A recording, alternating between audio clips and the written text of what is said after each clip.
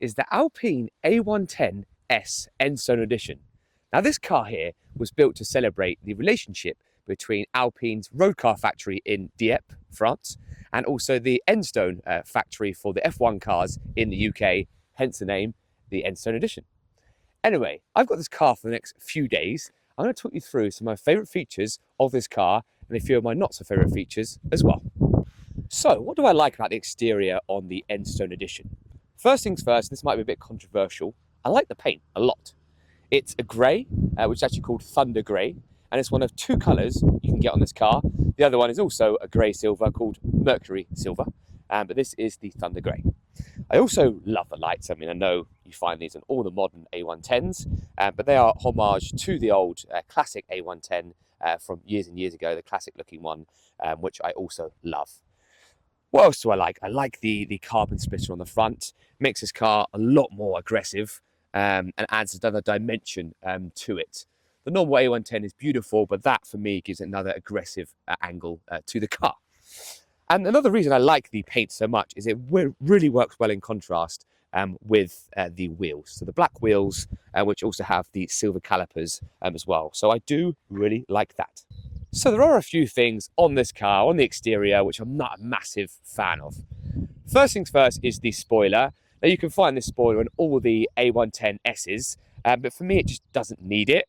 The shape of this car normally is sensational. I love the curves, I love the shape. I don't think it needs a spoiler on the back.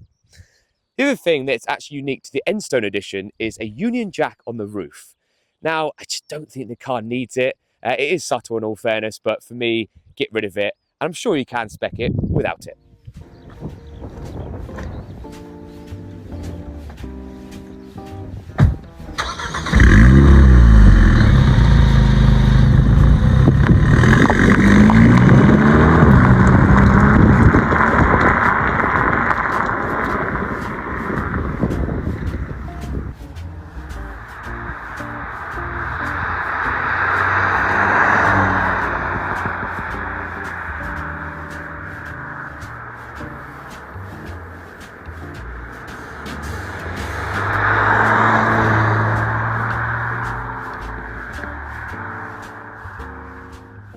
So you join me inside the Enstone Edition, and it's such a nice place to be. I can't explain how much I love the interior on this car.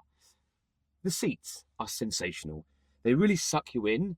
I don't know if you can see right now, but I really am gripped into this car, and it does make you feel like you're in a proper race car or a track car. It also has Alpine Enstone Edition embroidered into it. Really nice. Next up, I want to talk about the quilted Alcantara inlays right here, which are really high quality. I mean, even the switches here.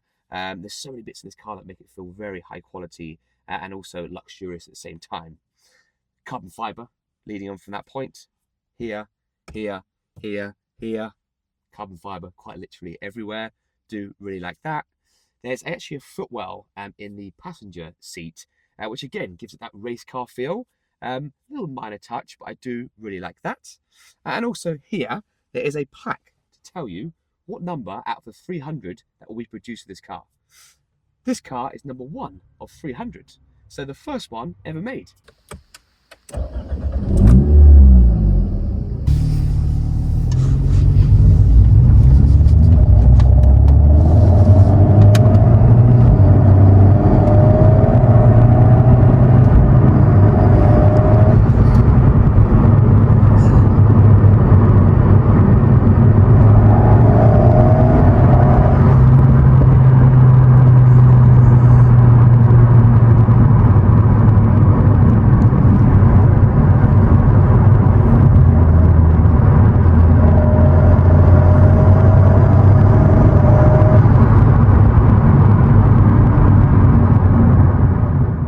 My time with the Enstone Edition has sadly come to an end, and I'm genuinely gutted to see this car go.